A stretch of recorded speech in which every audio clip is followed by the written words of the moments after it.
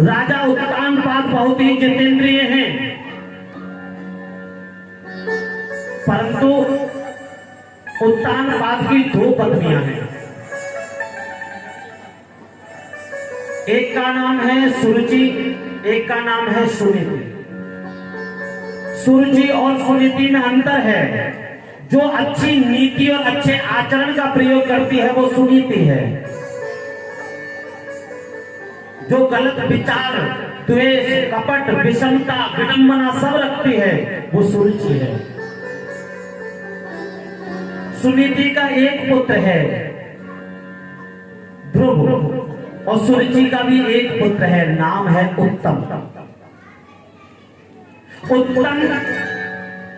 उत्तानपाद की गोद में बैठा हुआ है और खेल रहा है।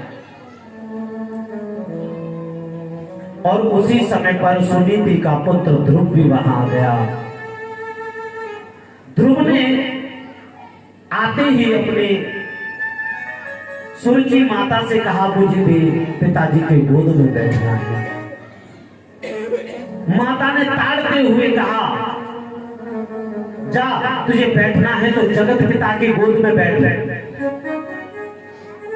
तुझे बैठना है तो जगत पिता की गोद में बैठ। वो तुझे बिठा लेंगे तो ये भी तुझे बिठा लेंगे। पर अभी सुरुचि नहीं जानती कि जो उस जगत पिता की गोद में बैठ जाता है फिर वो जगत के पिता की गोद में बैठने लायक नहीं रहता। वो जगत पिता की ही गोद में बैठ गया तो उसे बैठने की जरूरत है क्या? नहीं, कोई जरूरत नहीं है। लेकिन अभी तो पिता पर ही संदेह था, ये जगत पिता कौन है? नहीं नहीं, मुझे बैठना है। ज्यादा जब जिद की, बालक तो जिद करते हैं। 5 वर्ष के ध्रुव जी कहते नहीं नहीं, मुझे उत्तम के साथ में बैठना है, मुझे पिताजी की गोद में बैठना है। तो ताड़ते हुए थप्पड़ लगा दिया, रोने लगे। रोते हुए जाते हैं अपनी माँ के पास। क्या हुआ बेटे, क्यों रोता है, क्यों विलाप करता है? नहीं भैया, मैं बस ऐसे ही रो रहा हूँ। लेकिन माता सब जानती है, क्योंकि सुनीति का पुत्र है ना, सुंदर नीति है इसके अंदर। इसने आकर नहीं कहा कि मुझे दूसरी मैया ने मारा, लेकिन दासियों के द्वारा पता चल गया है सुनीति को कि सुरुचि ने उसके पुत्र को ताड़ना दी है। विचार करती है, मैंने क्या बिगाड़ा है उसका? उसने मेरे पुत्र को, छोटे से बालक को ताड़ना क्यों दी? उसे ताड़ना नहीं देनी चाहिए थी, उसे ताड़ना नहीं देनी चाहिए थी। पूछते हैं ध्रुव, मैया ये जगत पिता कौन है? किसने कहा तुझे? मैया ने कहा, जगत पिता की गोद में बैठ जाता है। जगत पिता की गोद में? तेरी माँ ने बहुत अच्छा उपदेश किया है बेटे, तेरी माँ ने बहुत बड़ा उपदेश किया है। ये जो पिता है ना तेरा, ये पिता, हाँ, ये जगत का पिता है, झूठा पिता है। अच्छा, अगर गोद में बैठना ही है ना तो जगत पिता की गोद में बैठो। ये झूठा है, ये कभी भी तुम्हारे लिए सार्थक नहीं होगा। लेकिन जो जगत का पिता है वो तुम्हारे लिए सार्थक जरूर होगा। माँ कहाँ मिलेगा? वो कहाँ मिलेगा? वन में मिलेगा। वन में मिलेगा। कैसे मिलेगा? कि बेटे जब भी कभी कोई उसके मार्ग पे चलता है ना तो वो स्वयं ही अपना मार्ग दिखाता है, उसको मार्ग दिखाने की जरूरत नहीं पड़ती। कहा, माँ अगर मैं वन में जाऊं तो क्या वो मार्ग मिलेगा मुझे? बिल्कुल मार्ग मिलेगा। माँ की वाणी पर भरोसा, जिसका गुरु माँ हो उसे दुनिया में कोई भी नहीं हरा सकता, याद रखना। सिकंदर जिसे दुनिया का सबसे बड़ा विजेता कहा गया है, याद रखना वो भी अपनी माँ का बहुत बड़ा भक्त था। सिकंदर जिसे दुनिया जगत विजेता मानती है, उसे दुनिया का विश्व विजेता मानती है, माता का बहुत बड़ा भक्त था। सिकंदर ने कभी भी अपनी माँ की बात को नहीं टाला था। जीवन में जो व्यक्ति मां की बातों को एक बार स्वीकार कर ले हृदय से, उसे दुनिया में कोई नहीं हिला सकता। ध्रुव के हृदय में ये बात बैठ गई, मुझे जंगल में जाना है, मार्ग तो आगे मिल ही जाएगा। रात्रि को पहुंच गया ध्रुव, सुरुचि के भवन में प्रणाम किया। क्या बात है बेटा, कैसे रात्रि में आना हो गया तुम्हारा? मां, मैं जा रहा हूं जगत पिता से मिलने। मैया को एकदम धक्का सा लगा। सुरुचि कहने लगी, ये छोटा सा 5 वर्ष का बालक और परमात्मा से मिलने की बात करता है। मेरी बात लगता है इसको विदीर्ण कर गई, मेरी बात इसको लग गई। मुझे ऐसा नहीं कहना चाहिए था, थोड़ा सा कष्ट हुआ, लेकिन फिर मां ने सोचा इसका विश्वास नहीं तोड़ते। हाँ, जाओ जाओ जाओ, और सुनो, जगत पिता से मिलो तो मुझे भी मिलाना। जगत पिता से मिलो तो मुझे भी मिलाना। कभी कभी बुकिंग पहले कर दो तो ज्यादा अच्छा रहता है। अब देखिए, ध्रुव जी महाराज वन के लिए रात्रि में निकल गए। रात्रि में चले जा रहे हैं, चारों तरफ से भयानक आवाज आ रही है, लेकिन वो निर्भयता से 5 वर्ष के ध्रुव जी चलते चले जा रहे हैं। पलटकर भी उन्होंने एक बार भी नहीं देखा, लेकिन उन पर नजर पड़ गई मार्ग की। भगवान की ओर जो मार्ग जाता है ना, वो मार्ग कौन है मालूम है? नारद मुनि। नारद मुनि, नजर पड़ गई उनकी। इतने वीरावान वन में, इतने भयंकर वन में ये 5 वर्ष का बालक कहां जा रहा है? प्रकट हो गए एकदम, और जहां ऋषि प्रकट होते हैं वहां से दिव्य प्रकाश की अनुभूति होती है। जैसे ही प्रकाश हुआ, ध्रुव जी उस प्रकाश की ओर बढ़ने लगे और नारद मुनि को देखा। नारद मुनि को देखते ही प्रणाम किया। मैं आपको प्रणाम करता हूं, क्या आप जगत पिता हैं? कहा, नहीं, मैं जगत पिता नहीं हूं। क्या तो आप जगत पिता की ओर जाने वाले मार्ग हैं? आप कौन हैं? कहा, हाँ, मैं मार्ग तो बता सकता हूं, लेकिन तुम जगत पिता से क्यों मिलना चाहते हो? मैं उनकी गोद में बैठना चाहता हूं। अरे, तुम उनकी गोद में बैठना चाहते हो बेटे, लेकिन ये तो तुम्हारे खेलने कूदने की उम्र है, तुम्हें खेलना चाहिए, कूदना चाहिए। जाओ, घर जाओ और खेलो कूदो। अगर मार्ग भटक गए हो तो चलो मैं तुम्हारे घर छोड़ दूं। कहा, नहीं, मैं मार्ग नहीं भटका, मैं जगत पिता से मिलने आया हूं। अगर यदि आप मार्ग नहीं है तो हट जाइए, मुझे मेरा मार्ग ढूंढना है। ओह, नारद मुनि प्रसन्न हो गए। ऐसे भक्त को तो कौन अपना बनाना नहीं चाहेगा। उसी समय पर उसे हृदय से लगा लिया और कहा, आगे चले जाओ, मधुवन है आगे। क्या है? मधुवन है, जाओ। और कान में बोल दिया, ओम नमो भगवते वासुदेवाय। वासुदेव गायत्री कहते हैं इसको। क्या कहते हैं? वासुदेव गायत्री कहते हैं इसको। ओम नमो भगवते वासुदेवाय, जाओ, ओम नमो भगवते वासुदेवाय, इसका जाप करना। तो